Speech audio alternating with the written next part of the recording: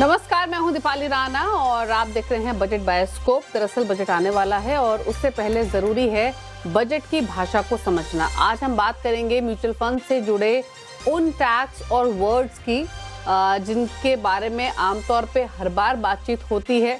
बहुत से ऐसे व्यूअर्स हैं जो उन टर्म्स को बखूबी समझते हैं, बहुत ऐसे व्यूअर्स हैं जो उनके मायने नहीं जानते हैं। लेकिन क्योंकि आप एक इन्वेस्टर हैं, बाजार में निवेश करते हैं, म्यूचुअल फंड इंडस्ट्री का हिस्सा हैं, तो ऐसे में इन टर्म्स को समझना बहुत ज़रूरी है क्योंकि ये आपके इन्वेस्टमेंट्स को इम्पैक्ट करते हैं कहीं ना कहीं। फिर चाहे वो स्टैम्प ड्यूटी की बात हो या बात हो एसटीटी की, कैपिटल गेन्स की चर्चा हो या फिर लिबरलाइज्ड रेमिटेंस स्कीम की बात ही क्यों ना हो या फिर टीसीएस जैसा टैक्स ही क्यों ना हो, इन सब को हम समझते हैं आसान भाषा में, और ताकि बजट आए तो आप पहले से तैयार हो और उनके मायने को समझ सकें। इसी कड़ी में हमारे साथ आज की मेहमान मौजूद हैं। प्रवीण वाजपेयी हमारे साथ बनी हुई हैं, फिनफिक्स रिसर्च और एनालिटिक्स की फाउंडर हैं। प्रवीण, नमस्कार, स्वागत है आपका। क्योंकि योर मनी का पर्पस हमेशा से ही अवेयरनेस को फैलाना है, नॉलेज को इंक्रीज करना है। सिर्फ महज एक इन्वेस्टर बन के ना रहे हमारे व्यूअर्स, बल्कि उनकी नॉलेज भी इनहैंस हो। उस पॉइंट ऑफ व्यू से ये सेगमेंट बहुत इंपॉर्टेंट है और कई सारे टॉपिक्स है प्रवीण जो आपसे समझेंगे। लेकिन सबसे पहले अगर स्टैम्प ड्यूटी की बात करें तो आमतौर पे जब भी बजट आता है तो बड़े क्लोजली इस टर्म को देखा जाता है कि स्टैम्प ड्यूटी को लेकर सरकार क्या कदम उठाएगी। तो सबसे पहले तो आपसे जानना चाहेंगे कि म्यूचुअल फंड के पर्सपेक्टिव से स्टैम्प ड्यूटी के मायने क्या हैं, कैसे ये इम्पैक्ट करता है, समझाइए। जी। नमस्कार Deepali. Absolutely I think budget आ रहा है and there is lot of excitement कि क्या टैक्स में कट्स हो सकते हैं या क्या चेंजेस होंगे जो इन्वेस्टर्स को अफेक्ट करेंगे। स्टैम्प ड्यूटी एक ऐसा बदलाव है इनफैक्ट जो थोड़े साल पहले वित्त मंत्री लेके आई थी। सो 2019 का जो इंटरिम बजट था उसमें इसकी पहली बार चर्चा की गई थी फॉर रैशनलाइजेशन की। स्टैम्प ड्यूटी हमें पता है कि रियल एस्टेट में तो हमेशा से रही है, बट रैशनलाइजेशन की गई थी कि फाइनेंशियल इंस्ट्रूमेंट्स में किस तरीके से इसको इंट्रोड्यूस किया जा सकता है। एंड ये अल्टीमेटली जुलाई ऑफ 2020 में इंट्रोड्यूस हुआ था। आज के टाइम पे अगर हम स्टैम्प ड्यूटी को देखें तो ये एक तरीके का एक आप एंट्री टैक्स की तरह इसको देख सकते हैं दीपाली, बिकॉज जब भी हम कोई इन्वेस्टमेंट करते हैं आज के टाइम पे म्यूचुअल फंड्स में, वहां पे एक डिडक्शन होता है जिसको हम 0.005% के बेसिकली जो हिसाब से वो होता है, और वो एक छोटा सा अमाउंट है जो स्टैम्प ड्यूटी के तरीके से सरकार के उनकी ट्रेजरी में जाता है। तो मान लीजिए कि आपने 1 लाख रुपए का परचेज किया है, तो वहां पे आपके 5 रुपए जो है वो स्टैम्प ड्यूटी की तरह कट जाएंगे। एंड ये जो बदलाव आया था इसके बाद दीपाली, अगर आपने गौर किया हो कभी, या हम सारे आई थिंक जो हमारे इन्वेस्टर्स हैं कई बार पूछते हैं कि हमने 10,000 डाले, मान लीजिए आपने मंथली एसआईपी में, तो वो 9,900 ऐसे 99 करके आपको वैल्यूज दिखते हैं। सो अब हम होल नंबर्स नहीं देखते हैं बिकॉज वहां पे एक छोटा डिडक्शन होता है जो स्टैम्प ड्यूटी है। एंड स्टैम्प ड्यूटी का ऑफ कोर्स बेनिफिट मिलता है सरकार को बिकॉज उनके लिए एक छोटा सा कलेक्शन हो जाता है any time a purchase is done. अगर डिविडेंड भी री इन्वेस्ट होता है या एसटीपी भी की जाती है दीपाली, तब भी ये डिडक्ट होता है। तो यानी कि स्टैम्प ड्यूटी के बढ़ने या घटने से जो हमारा अमाउंट है जो इन्वेस्ट हो रहा है अल्टीमेटली स्कीम में, उस पे फर्क पड़ता है। इसलिए ये एक आंकड़ा है जो एक परसेंटेज है, इस पे डेफिनेटली इन्वेस्टर्स की नजर होनी चाहिए कि इसको सेम रखा जा रहा है या इंक्रीज या डिक्रीज किया जा रहा है। एंड ये रिडेम्पशंस पे लागू नहीं होता है, ये हमेशा सिर्फ परचेज ऑफ यूनिट्स पे ही लागू होता है। अच्छा, यानी अगर आप स्विच भी करते हैं स्कीम्स को या फिर डिविडेंड को री इन्वेस्ट करते हैं तब भी लागू होगा ये? जी, जी दीपाली। सो एक तरीके का जब भी आपका परचेज़ हुआ है, so any kind of purchase, तब ये वहाँ पे लागू हो जाएगा। एंड इसलिए परचेज़ है, आपका स्विच इन आया है, अगर आपका हम जैसे स्कीम्स देखते हैं जहाँ पे डिविडेंड भी रीइन्वेस्ट होता है, वहाँ पे भी इसको लगाया जाएगा। So any investment, debt and equity, कोई बदलाव नहीं है। अगर आपने लिक्विड फंड में भी पैसा लगाया है, वहाँ पे भी आपकी स्टैम्प ड्यूटी कटेगी। तो any form of mutual okay fund investment, वहाँ पे ये परसेंटेज डिडक्ट होगी। ओके, तो बहुत मामूली सा ये हिस्सा है। जैसे प्रबली ने समझाया 0.005%, यानी 1 लाख आप लगाते हैं तब 5 रुपए कटेंगे। और जैसे क्लियरली यहाँ पर प्रबली ने कहा कि जब भी हम लमसम पैसे डालते हैं, एसेट डालते हैं, तो हमेशा उसी अमाउंट की वैल्यू डिडक्ट नहीं होती है, कुछ पैसे कम होती है अगर आप हजारों में निवेश कर रहे हैं तो। लेकिन ये बात हुई स्टैम्प ड्यूटी की। अच्छा, सिक्योरिटी ट्रांजैक्शन टैक्स, एसटीटी, बहुत ही सेंसिटिव टॉपिक रहता है हर बार के बजट में, स्पेशली अगर इक्विटी मार्केट की इन्वेस्टमेंट पॉइंट ऑफ व्यू से देखें तो मतलब कुछ भी आया एसटीटी पर तो बाजार तुरंत रिएक्ट करेगा, ऐसा एक्सपेक्ट किया जाता है और ऐसा होता भी है। तो बताइए, एसटीटी यानी सिक्योरिटी ट्रांजैक्शन टैक्स, ये कौन सा टैक्स होता है, कब इम्प्लीकेबल होता है, कैसे इम्पैक्ट करता है? जी, सो आपने दीपाली बिल्कुल ठीक बोला। I think there is a lot of sensitivity जो इस टैक्स से जुड़ी हुई है और इसका कारण ये है कि 2004 में इसको पहली बार इंट्रोड्यूस किया गया था, तब के जो फाइनेंस मिनिस्टर थे मिस्टर पी चिदम्बरम। और उन्होंने बोला कि भई जब भी कोई पैसा बाज़ार में आ रहा है, हम शुरू में ही उस पे एक टैक्स लगा देंगे और हमारा कलेक्शन हो गया। एंड उस टाइम पे long term capital gains tax को रिमूव किया गया था और short term capital gains tax को भी रिड्यूस किया गया था। सो किसी भी तरीके की आपकी बाइंग, सेलिंग, जो भी सिक्योरिटीज़ में ट्रांज़ैक्शंस हो रहा है, वहाँ पे ये डिडक्शन हो रही थी। एंड ये एक तरीके का डायरेक्ट टैक्स है जो आपकी स्टॉक मार्केट ट्रांज़ैक्शंस पे लगता है। अगर हम म्यूचुअल फंड के लेवल पे देखें, तो जब हम म्यूचुअल फंड की अपनी बाइंग करते हैं, उस टाइम पे हमारे जो डिडक्शन है हम स्टैम्प ड्यूटी का ही देखते हैं, क्योंकि जो सिक्योरिटी ट्रांज़ैक्शन टैक्स है उस टाइम पे वो म्यूचुअल फंड हाउसेस अपने एक्सपेंस रेशियो पे उसको लेते हैं बेसिकली। पर जब हम सेल करते हैं दीपाली, तब इन्वेस्टर एज़ एन इन्वेस्टर हम अपना एसटीटी भरते हैं। अगर हम कोई भी अकाउंट स्टेटमेंट देखेंगे, जो स्टेटमेंट ऑफ अकाउंट होती है म्यूचुअल फंड्स की, तो वहाँ पे एसटीटी आपको डिडक्टेड दिखाएगा at the time of redemption. अब ये सेंसिटिव इसलिए है क्योंकि उस टाइम पे long term capital gains tax remove किया गया एंड एसटीटी इंट्रोड्यूस किया गया था। बट इन 2018 जो हमारे फाइनेंस मिनिस्टर हैं, उन्होंने एसटीटी को कंटिन्यू करते हुए कैपिटल गेन्स को रीइंट्रोड्यूस किया था। एंड इस टाइम पे हमारे पास एसटीटी भी जाता है और हमारे पास long term capital gains tax भी है। सो दोनों की जो एक पैरेलल जो क्योंकि प्रेजेंस है एज फॉरेन इन्वेस्टर, उस चीज के चलते ये एक हमेशा सेंसिटिव थोड़ा टॉपिक रहता है। एंड अगेन इस चीज को जो इसका जो रैशनल है दीपाली, दैट इज ताकि एक तरीके का चेक हो कि आप क्या इन्वेस्ट कर रहे हैं। कोई भी जो एंट्री होती है, एग्जिट्स होती हैं, उसकी एक प्रॉपर उस पे एक छोटा-सा डिडक्शन होता है। सो इट बिकम्स लाइक एक तरीके का, आप ये मान लीजिए एक तरीके का जो टैक्स डिडक्टेड, जैसे हम कहते हैं हमारी सैलरी में से टीडीएस कट गया, वैसे ही आपका एसटीटी डिडक्ट हो जाता है ऑन एवरी ट्रांज़ैक्शन। तो इसके बढ़ने से डेफिनिटली एज़ एन ट्रेडर आपको नुकसान है, एज़ एन इन्वेस्टर आपका थोड़ा पैसा वहाँ कटेगा। बिकॉज़ ये बहुत छोटे फिगर्स होते हैं, हम कई बार इनको होलिस्टिक उसमें देखते हैं तो हमें इतना पता नहीं चलता। बट ये गवर्नमेंट के लिए एक बहुत अच्छा सोर्स ऑफ रेवेन्यू है। और जितना ऑफ कोर्स अगर हल्का-सा भी यहाँ पे परसेंटेज इंक्रीज़ होता है, तो वहाँ पे ट्रेज़री में उनको बेनिफिट है। बट अगेन एसटीटी एक मेरे ख्याल से आंकड़ा है जिस पे इन्वेस्टर्स की एक नज़र होनी चाहिए कि उस पे क्या चेंजेस किए जा रहे हैं, क्या रिड्यूस किया जा रहा है या क्या बदलाव है? ओके, तो बिल्कुल बहुत इम्पोर्टेंट रहता है सिक्योरिटी ट्रांजैक्शन टैक्स, लेकिन टैक्स के लिहाज से ही जो long term capital gain tax होते हैं या फिर short term capital gain tax होते हैं, उसको भी काफ़ी क्लोजली वॉच करते हैं मार्केट्स, इन्वेस्टर्स, साथ ही फिर चाहे वो बड़े इन्वेस्टर्स हों या रिटेल इन्वेस्टर्स ही क्यों ना हो। तो कैपिटल गेन टैक्स, हालांकि इसके मायने क्या हैं, किस तरीके के गेन्स पर ये लागू होता है, सिर्फ इक्विटीज तक ही सीमित है या उसके बियॉन्ड भी है? और साथ ही जब हम short term capital gain tax की बात करते हैं या एलटीसीजी की बात करते हैं, long term capital gain tax, तो इनके इम्प्लीकेशंस अलग अलग सोर्स ऑफ इन्वेस्टमेंट्स पर कैसे कैसे हैं? जी, जी। So Deepali, capital gains tax एक तरीके से मेरे ख़्याल से किसी भी इन्वेस्टर को खुश होना चाहिए कि उनको देने का मौका मिल रहा है, यानी कि उन्होंने कुछ प्रॉफ़िट बनाया है। बिकॉज़ जो इससे पहले हमने एसटीटी डिस्कस किया, वो चाहे आपका प्रॉफ़िट हो, लॉस हो, आपको देना ही देना है। So capital gains tax at least आपके ऊपर तभी आता है अगर आपके म्यूचुअल फंड या आपके स्टॉक्स पे या किसी भी आपके फाइनेंशियल एसेट या दूसरे कैपिटल एसेट्स में आपके ऊपर प्रॉफ़िट है।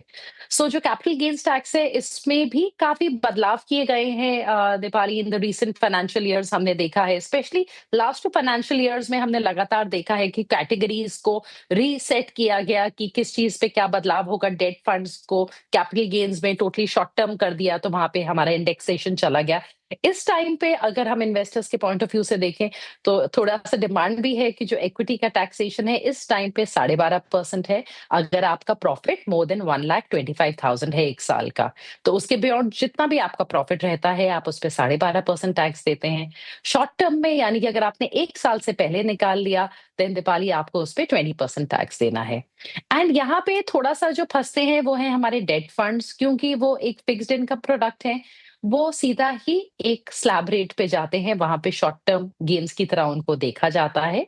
एंड जो एक अच्छा एरिया हम देखते हैं जो बीच का है, वो है हमारे हाइब्रिड फंड्स, जहाँ पे वो 35% तक भी अगर इक्विटी रख लेते हैं, then Deepali they become eligible for equity taxation. बस इतना है कि वहाँ पे उनको 1 साल की जगह मिनिमम 2 इयर्स उस स्कीम को बनाए रखना है, जो 35% तक इक्विटी रखते हैं। तो वहाँ पे थोड़ा इक्विटी एक्सपोज़र होते हुए भी इस चीज़ का बेनिफिट मिलता है। एंड गोल्ड सिल्वर को बीच में उसमें बदलाव लिया गया था, उसको स्लैब रेट पे लाया गया था। इस टाइम पे वो 12.5% की कैटेगरी में आता है। So lot of changes over a period of time. But मेरे ख्याल से एक चीज़ यहाँ बड़ी महत्वपूर्ण है कि अगर आपका कोई लॉस है किसी भी इन्वेस्टर का, तो आप ये ज़रूर उसको याद करिएगा कि अगर आपने उस लॉस को बुक किया है, तो आप उस लॉस को 8 साल तक कैरी फॉरवर्ड कर सकते हैं और फ्यूचर में आपको कभी भी कोई गेन होगा, तो आप उसको सेट ऑफ कर सकते हैं किसी प्रॉफिट से। सो वो एक इम्पोर्टेंट है। End of course as an investor I think हम सबकी हमेशा वो डिमांड रहती है कि इस टैक्स को थोड़ा-सा अगेन रिड्यूस करके प्रोबेबली 10% पे या फर्दर रिड्यूस किया जाए। ओके, चलिए, तो लॉन्ग टर्म और short term capital gain tax की बात हुई, कब कब कैसे कैसे इनका इम्प्लीकेशंस होता है, और उस हिसाब से यहाँ पर इन डिटेल में समझाया। अच्छा, लिबरलाइज्ड रेमिटेंस स्कीम, थोड़ा सा टेक्निकल वो टर्मिनोलॉजी है। बहुत सारे व्यूअर्स आई एम श्योर जो इसके मायने नहीं समझते होंगे, बट आपसे आसान भाषा में समझना चाहेंगे कि जब हम लिबरलाइज्ड रेमिटेंस स्कीम की बात करते हैं तो ये क्या होती है, कैसे इम्प्लीकेशंस इसकी होती हैं, और कब कब ये लागू होती है बेसिकली। जी। So Deepali I think the first thing कि हम एलआरएस की आज इसलिए बात कर रहे हैं क्योंकि म्यूचुअल फंड इंडस्ट्री के थ्रू जो बाहर यानी कि किसी और कंट्री में निवेश करने के ज़रिया है, वो काफ़ी हद तक खत्म हो चुका है। बिकॉज़ जितनी हमारी आरबीआई की लिमिट दी गई है म्यूचुअल फंड हाउसेस को इंडिया के बाहर निवेश करने की, जो कि 8 बिलियन यूएस डॉलर्स है, वो हम ब्रीच कर रहे हैं। तो इसलिए हम नई इन्वेस्टमेंट्स नहीं कर पा रहे हैं, हम एसआईपीज़ हमारी कंटिन्यू नहीं हो पाई हैं। अब प्रोबेबली उसका एक तरीके का पैरेलल देख लीजिए कि आज इन्वेस्टर्स के पास एक ऑप्शन बचता है बाहर निवेश करने का, वो है कि हम बाहर के किसी ऐप्स पे ब्रोकर्स के थ्रू डायरेक्टली अपनी निवेश कर लें, या फिर जो एक प्रोजेक्ट है जिसको आई थिंक गवर्नमेंट भी काफी सपोर्ट करती है, जो गिफ्ट सिटी का रूट है। और गिफ्ट सिटी में हम देख रहे हैं हर बार नए नए फंड हाउसेस काफी सारी बेहतरीन स्कीम्स लेके आ रहे हैं भारत के बाहर निवेश करने के जो ऑप्शंस है, और वहां पे हम एलआरएस को यूज करेंगे, यानी कि liberalised remittance scheme. LRS RBI द्वारा 2004 में इंट्रोड्यूस किया गया था। एंड आरबीआई ने एक तरीके की लिमिट बनाई कि ठीक है, आप इंडियन है, तो अगर आप इंडिया के बाहर पैसा भेजना चाहते हैं, तो 2004 में उन्होंने इंट्रोड्यूस की थी लिमिट कि आप 25,000 यूएस डॉलर्स को बाहर भेज सकते हैं इंडिया के, पर pan basically. So with in the family अगर आप 4 एडल्ट्स हैं, तो आप उसका 4 टाइम्स कर सकते हैं। इस स्कीम को जो ये लिमिट है, ये धीरे-धीरे बढ़ते-बढ़ते दीपाली आज के टाइम पे एक इंडिविजुअल इंडिया के बाहर 2.5 लाख डॉलर्स भेज सकता है, यूएस डॉलर्स पर फाइनेंशियल ईयर। और इस चीज की इसलिए रेलेवेंस है कि ये पैसा आप सिर्फ निवेश करने के लिए नहीं भेजते हैं, ये पैसा आप बच्चों को बाहर पढ़ाने के लिए भेज सकते हैं, मेडिकल ट्रीटमेंट के लिए भेज सकते हैं, ट्रैवल के लिए कर सकते हैं, या किसी दूसरे तरीके की इन्वेस्टमेंट्स जो किसी और फॉर्म में हो, नॉट जस्ट फाइनेंशियल एसेट्स, उसके लिए यूटिलाइज कर सकते हैं। तो लिबरलाइज्ड रेमिटेंस स्कीम आपको मौका देती है कि आप इंडिया के बाहर निवेश करें। और गिफ्ट सिटी के थ्रू अगर आज कोई भी निवेशक निवेश करता है, तो वो एलआरएस के अंडर आएगा। जबकि जब हम म्यूचुअल फंड्स के थ्रू बाहर निवेश कर रहे थे Deepali, that is a very big difference, वो एलआरएस के अंडर नहीं आता है। तो हम गिफ्ट सिटी के थ्रू मान लीजिए आज हम पैसा लगाना चाहेंगे, तो वहां पे हमारा एलआरएस यूज होगा और हम बाहर निवेश कर सकते हैं। एंड ये मेरे ख्याल से इसलिए समझना ज़रूरी है बिकॉज़ आज के टाइम पे बहुत लोग बाहर निवेश भी करना चाहते हैं, बच्चों को पढ़ाने के लिए भी भेजना चाहते हैं। सो लिबरलाइज्ड रेमिटेंस स्कीम उस चीज़ को फैसिलिटेट करती है निवेशकों के लिए। ओके, चलिए, तो ये लिबरलाइज्ड रेमिटेंस स्कीम की बात हुई, और क्विकली एक और टर्म पर डिस्कशन कर लेते हैं। टीसीएस ये टीसीएस शेयर नहीं है, बल्कि टैक्स कलेक्टेड एट सोर्स है। तो एज नेम इंडिकेट, ये भी टैक्स ही है जो कि कलेक्ट किया जाता है, लेकिन ये कब इम्प्लाई होता है, मतलब कौन से एक्सपेंसेस या खर्चे या स्पेंड आप कर रहे हैं तब इस टैक्स का कलेक्शन होता है। जी, टीसीएस का इसलिए ये डिस्कशन में हम लोग बात कर रहे हैं दीपाली, बिकॉज़ जब भी हम एलआरएस करते हैं, वहाँ पे आपका टीसीएस आ सकता है प्ले में। बिकॉज़ अगर आप इन्वेस्टमेंट इंडिया के बाहर करेंगे which is more than 10 lakhs, तो आप पे 20% टीसीएस लग सकता है, यानी कि टैक्स कलेक्टेड एट सोर्स। अब ये ऐसा नहीं है कि आपका पैसा कट गया तो वो कभी वापस नहीं आएगा। सिर्फ गवर्नमेंट एक तरीके से अपने पास रख रही है कि आप 10 लाख्स के बियॉन्ड बाहर अगर निवेश कर रहे हैं, तो कहते हैं जितना भी आपका बियॉन्ड 10 लाख्स निवेश है, उसका 20% हम अपने पास रख लेते हैं। और जब आप अपने साल का टैक्स फाइलिंग करेंगे, तब आपका अगर टैक्स मान लीजिए आपसे सरकार ने 2 लाख रख लिए और आपका जो टैक्स बनता है सरकार को देने का वो 2 लाख है। तो जब आपने लास्ट में अपनी सेटलमेंट की तो ये 2 लाख जो सरकार के पास ऑलरेडी पड़ा है, इससे आप उसको सेटल कर सकते हैं। तो ये एक तरीके का ये भी एक टीडीएस टाइप का आप मान लीजिए कि एक डिडक्शन हो गया बेसिकली, ताकि गवर्नमेंट जो फॉरेन रेमिटेंसेस हो रहे हैं, बाहर पैसा जा रहा है, उस चीज़ को थोड़ा-सा ज़्यादा विजिलेंटली देख पाए। और एक ऐसी स्टडी आई थी जिसमें बताया गया था कि कुछ लोग जो बाहर पैसा भेज रहे हैं, उन लोगों ने टैक्स फाइल नहीं किया था। ये एक थोड़े साल पुरानी स्टडी है एंड उसके बाद टीसीएस को लागू किया गया, ताकि इंसान अपना पैसा वापस लेने के लिए जब वो टैक्स ऑलरेडी कलेक्टेड है, आप अपनी टैक्स फाइलिंग्स करते हैं, तो एक स्ट्रीमलाइनिंग होती है पूरे प्रोसेस की। एंड ये एज़ एन इन्वेस्टर भी हमें याद रखना है और इस टीसीएस को बढ़ाया और घटाया जा रहा है पिछले कुछ सालों से। सो इस पे अगेन जो स्पेशली बाहर निवेश करना चाहते हैं, उनको नज़र रखनी है इस परसेंटेज पे। ओके, चलिए, तो काफ़ी इंटरेस्टिंग डिस्कशन रहा ये। सिंपल सरल भाषा में इन टर्मिनोलॉजीज को समझाया प्रबलीन ने। अब रुक रहे हैं इसी के साथ एक ब्रेक के लिए। बजट बायोस्कोप में तो इतना ही, लेकिन ब्रेक के उस पार क्विकली आपकी क्वेरीज को भी फटाफट से एड्रेस करने की कोशिश करेंगे। प्रबलीन हमारे साथ बनी हुई हैं। चल वापस आते हैं एक छोटे से ब्रेक के। आप देख रहे हैं योर मनी। प्रबलीन बाजपेयी हमारे साथ बनी हुई हैं, उनसे लेंगे फटाफट से आपके सवालों को। क्विकली नोट कर लीजिए तरीके कैसे आप योर मनी में पार्टिसिपेट कर सकते हैं। व्हाट्सएप, ईमेल या सोशल प्लेटफॉर्म्स के थ्रू अपने सवाल भेज सकते हैं। 7045220000 हमारा व्हाट्सएप नंबर है। आप अपनी ईमेल कीजिए yourmoney@wt.com पर। साथ ही फेसबुक और एक्स पर जाएंगे तो शो लाइव भी देख सकते हैं। #आस्कआवाज योर मनी लिखकर अपने सवाल आप हमें लिख भेजिए। चलिए अब फटाफट से व्यूअर्स से करते हैं कनेक्ट। पहला सवाल हमें जितेंद्र ने भेजा है, इनका क्वेश्चन ले लेते हैं। 46 ईयर्स इनकी एज है और जो इनकी मंथली सिप है वो 36,000 रुपए की चल रही है। फिलहाल जो इनके पोर्टफोलियो की वैल्यू है वो है 5.5 लाख की। 10 साल का होराइजन है। 10 इयर्स में कितना कॉर्पस एक्यूमुलेट कर लेंगे, 10 इयर्स के पॉइंट ऑफ व्यू से जो पोर्टफोलियो बनाया हो बेहतर है या फिर नहीं, ये भी जानना चाहते हैं। फंड कौन से हैं? Aditya Birla large cap 10,000, SBI small cap 10,000, 6,000 SBI quant fund में, टाटा निफ्टी 50 फंड में 5,000 और टाटा नेक्स्ट 50 फंड में 5,000 है। बताइए प्रवीण, क्या सजेशन है इनके पोर्टफोलियो पर? जी। जितेंद्र जी की जो एसआईपी है 36,000 है दीपाली, तो 10 इयर्स का जो इनका इन्वेस्टमेंट होराइजन है, 10 साल में ये लगभग 97 lakh, so almost 1 crore basically जमा कर लेंगे अगर हम 12% का ओवरऑल पोर्टफोलियो एक्स-आईआरआर लेके चल रहे हैं।